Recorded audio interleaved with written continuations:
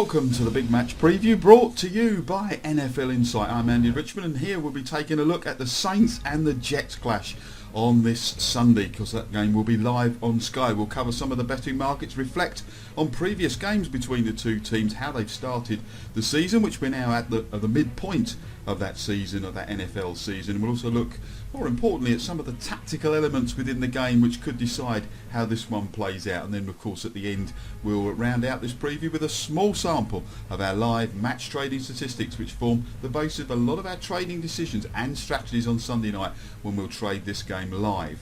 First of all, we can take a look at how the odds on this contest are being assessed and compare them with the NFL Insight Master Tissue Price. We produce this for each and every NFL game that is played to allow you to have an original and authentic tissue in your hands to judge the true price in the marketplace. Well, there's not much difference of opinion between ourselves and the bookmakers here on the Saints and the Jets matchup. They look to be pretty much in line, and you can see that the handicap margin is also about right, that 5.5 point line. I could see that just maybe moving a touch towards the Saints on the back of the Jets shellacking last week. What we also do is produce prices for the first scoring play of the game and compare, and we can then compare those with what's on offer in the marketplace. I've done that for Sunday and just reduced those percentages back into actual prices. You can see that the Saints to score a touchdown as their first points, that should be around a 15 to 8 chance, of 35% there. 6 to 4 is the best price I can see in the marketplace.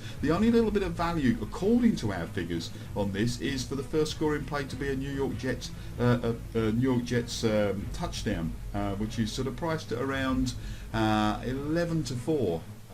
At the moment, we think that should be around 11 to 4. You can actually get 100 to 30 on that, so might be a little bit of value in that market. If you combine, more interesting, if you combined our touchdown prices, which come out to about 61% as the first scoring player of the game, that's around a 6 to 4 on chance. You can actually get that price if you fancy a touchdown to be the first scoring play of the game. Let's move on, and we'll take a little bit more a look at the prices. We've been using Matchbook for our pre-trading trading odds and assessments, and we probably urge you to give them a try. They're a value alternative to the fixed odds firms and Betfair and BetDAQ at the moment. They've good liquidity available, and they cover the NFL fully with a large variety of markets. So let's take a look at those Matchbook markets. You can see here that the Saints, well, there we go, 1.43, pretty much on our assessment. I could see that moving quite a bit, and I think people find these popular favourites this week. The handicap, there you go again, 5.5 points, but even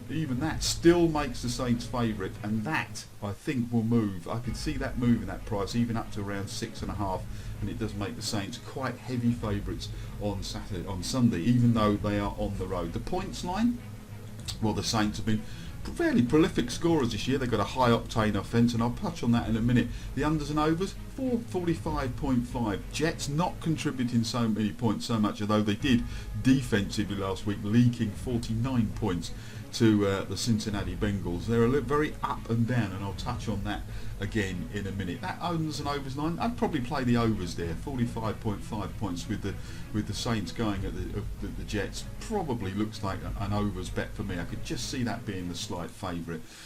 Reflections on the year so far. Well, the Saints and the Jets, let's take a look back in the history. They've only met 11 times. Of course, this is an inter-conference rivalry as well as an inter-divisional one, but an inter-conference rivalry, so they only meet roughly every 4 years, unless they, of course, have met in the Super Bowl game, but that hasn't happened. But they've met 11 times. The Saints lead what is a tight series, 6-5, but the Jets have not won at home to the Saints since 1986. Of course, that figure is multiplied by the fact that they only meet every 4 years, but they have lost the last 3 contests at home to the Saints. So the Saints looking quite strong when they go to the Jets. How's the season gone for them? Well, the Saints are 6-1. They're resurgent after last season, probably on the back of having coach Sean Payton back at the helm this year. They won 5 straight at the start of the season. Then they had a narrow defeat to the Patriots, got back on track last weekend, whipping Buffalo quite comprehensively. The Jets, well, they're 4-4. Lovely symmetry to their record this year, as you can see there. I haven't made that up. It is actually 1 loss, 1 loss, 1 loss, 1 lost.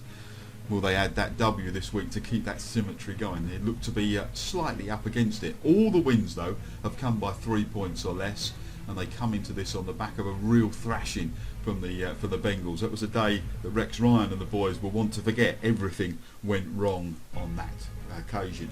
We should now take a look at move on, and we'll take a look at how the opposing sides approach this game and what they need right now to get back. Well, what the Saints need to put another victory on the board, and what the Jets need is to keep that symmetry going. We'll start with the side that's on the road, the Saints. Offensively, they've always been thought as high octane, but to really ascertain its place amongst the elite teams without the benefit of playing them week in, week out, New Orleans need to show the ability to execute multiple game plans on offence. They're a high-level passing offence first and foremost. But how they achieve those yards can be achieved in a myriad of fashions. Against the Bills last week, the Saints employed more of a what I call the West Coast based approach, relying yards after the catch to generate production. Drew Brees went 26 of 34 to 10 different receivers for 332 yards. He had 5 touchdowns and 0 interceptions. Normally the Saints lean on a very vertical based offence approach where they generate yards in chunks. But the team's best vertical threat, that's tight end Jimmy Graham, and more of him later, was incapacitated due to a foot injury, and with no other proven threat guaranteed to step in his place, the Saints went for a much more efficient approach last week. Again, I'll talk more about Graham later, but at times the Saints have a dizzying array of receivers. And keep a lookout for 2 of the yet lesser known names on the roster. Kenny Stills, who's the rookie, and Nick Toon, who could be a very potent deep threat on this chance, or given his chance. Nick Toon is a very interesting character, and he's only had a few catches this year, but very, very interesting. Of course, the powerful offence needs someone to feed it, and that can come in the shape of quarterback Drew Brees, but he does need protecting. And though he has only been sacked on 18 occasions this year, his offensive line has looked a little shaky at times, apart from Zach Strief at right tackle. Perhaps the loss of Aaron Cromer is having a significant impact. Though the Saints line certainly hasn't been terrible, it is having slight protection issues, and the run blocking is poor and hampering that side of the game. What the Saints have developed this year is their defence and the pass rush, especially when they feasted on Bills quarterback Thad Lewis last Sunday. This week they meet a similarly inexperienced NFL quarterback in Geno Smith, and I have no doubt that they will be coming after him also. Against Lewis, the defence had 9 quarterback hits and 4 sacks, with defensive ends Junior Gillette and Cameron Jordan proving a real handful. When the Saints are firing all cylinders on offence and the defence is bloodying the nose of opposing offences, nightmares are the recurring theme for any foe on this schedule as we hit Halloween.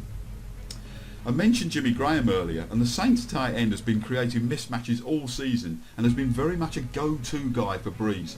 His foot injury appeared to hamper him running deep vertical routes last Sunday. They have become his real trademark, but he still came away with 2 touchdowns last Sunday, even though he only caught 3 balls for 37 yards. Graham's ability to stretch the field was compromised due to his foot injury, but his size and strength was certainly not. He muscled his way through defensive backs, showing he can affect the game in a multitude of ways. Even in limited action and with his injury, he's still dangerous and could cause problems for a Jets defence that was shredded for 323 passing yards on Sunday by the Bengals. If anything, the Saints have an even more potent receiving offence. One thing that can slow any side down though is penalties, and they are really affecting the effectiveness of the Saints at the moment. Last Sunday they had 8 penalties for 59 yards, many of the pre-snap variety. That made the total for the season 38 penalties for 292 yards. Beating NFL teams is hard already. Helping them out with mental mistakes just makes it more challenging. In professional sports, there's no room for mental or effort-based mistakes. Using poor technique is a form of football suicide. Hidden yardage puts your entire football team behind the proverbial 8 ball. The Saints need to make sure they're not beating themselves at this point as they move forward. Let's take a look at the Jets. I've already mentioned that lovely symmetrical record. Well, I suppose it's lovely and symmetrical, but apart from the L's in the column. Symmetry would suggest that they're going to put a W there this week, but that consistency is a key part of the game in the NFL, and that's really lacking with the Jets. Plenty of that can be put down to a team that is pretty young and experienced, and the Jets are always going to be prone to letting games get away from them. If the Jets want to contain this loss to 1 week, they must put what happened last week to one side as if it never happened. And they've also got to deal with injuries. The cupboard is looking particularly bare at the tight end position, and the return of Santonio Holmes is questionable. That leaves their offensive threat looking somewhat threadbare.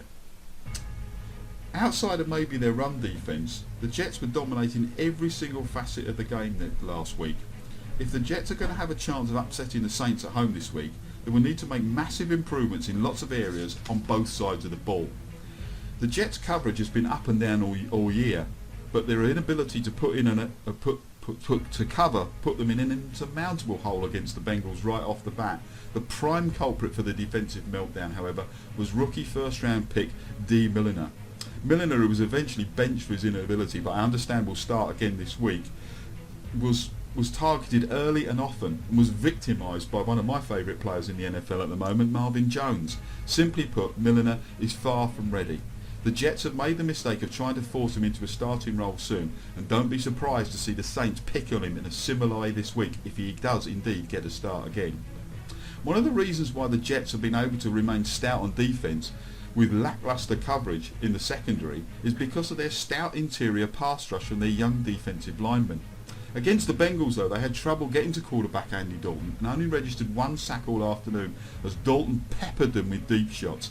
And I'd imagine that Breeze will slightly change the game plan, and if he has a vertical threat, will also try and do that this weekend. The Jets may not have been able to record many sacks because of the pressure on the back end last week, but the Jets were unable to stop the big plays, and that's one thing they must stop this weekend because the Saints are capable of doing that. They must try and put pressure on Breeze, even if it means getting burned on a couple of occasions. Now, a rookie quarterback, always a problem for a team, and the one thing a rookie quarterback needs more than anything, and Geno Smith needs this, is time and protection. But the Jets' inability to protect Smith on a consistent basis is the most alarming aspect of their offensive performance last week from against the Bengals. And with the Saints mounting an impressive pass rush of late, the rookie Jets quarterback must be afforded better protection this week.